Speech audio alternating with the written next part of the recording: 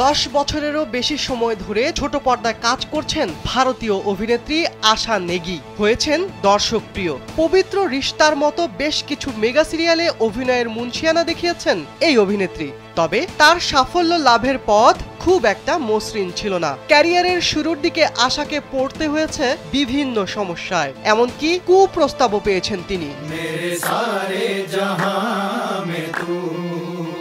এবার কুপ্রস্তাব পাওয়ার বিষয়ে সরাসরি মুখ খুললেন অভিনেত্রী আশা। জানালেন একজন কোঅর্ডিনেটর তার মগজ ধোলাই করে বোঝাতে চেয়েছিলেন যে কাজ পাওয়ার জন্য আপোষ করতে হয়। স্যান্ডেলিনা সো, রূপচর্চায় আভিজাত্য। হাউটার ফ্লিক্সে এক সাক্ষাৎকার দিয়েছেন আশা নেগি। তাতে তিনি বলেন, কোঅর্ডিনেটর ছাড়াও কিছু লোকজন থাকতো যাদের ওখানে সেভাবে কোনো কাজ থাকতো না। আমি যখন সেটা বুঝতে পারলাম, ওদের সঙ্গে দেখা করা বন্ধ করে দিই। খারাপ কিছু হওয়ার আগেই আমি বুঝে গিয়েছিলাম, তবে একদম শুরু থেকে সব বুঝিনি।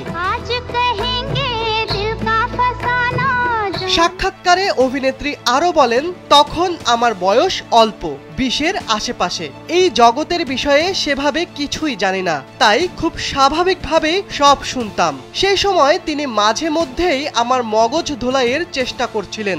আমাকে বলেছিলেন যে এটাই হয়, এভাবেই তুমি বড় হবে। ওই ব্যক্তি আমাকে বলেছিলেন টিভির অভিনেত্রীরা সবাই আপোষ করেছেন। অভিনেত্রী আশা বলেন, সরাসরি কোনো কুপ্রস্তাব না দিলেও আকারে ইঙ্গিতে নিজের বাজে উদ্দেশ্য বোঝাতে চেষ্টা করেছিলেন ওই ব্যক্তি। তবে অভিনেত্রী সিদ্ধান্ত নিয়েছিলেন যদি আপোষ করেই কাজ পেতে হয় তাহলে বিনোদন জগতে ক্যারিয়ার গড়বেন না তিনি। ক্যারিয়ারের প্রথম দিকে আপোষের প্রস্তাব শুনে আতঙ্কিত হয়েছিলেন আশা। তখন এক অভিনেতাকে ফোন করে এই ঘটনার কথা জানিয়েছিলেন তিনি। কিন্তু ওই অভিনেতা এসব শুনে আশ্চর্য তো হননি, বরং এটাকে একটি সাধারণ ঘটনা হিসেবে এড়িয়ে গিয়েছিলেন।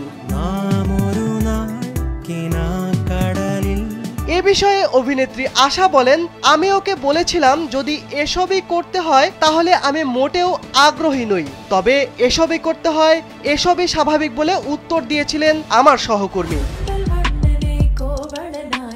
পবিত্র রিশতা ছাড়াও বেশ কিছু টিভি শো করেছেন আশা। ওয়েব সিরিজ বারিশেও দেখা গেছে তাকে।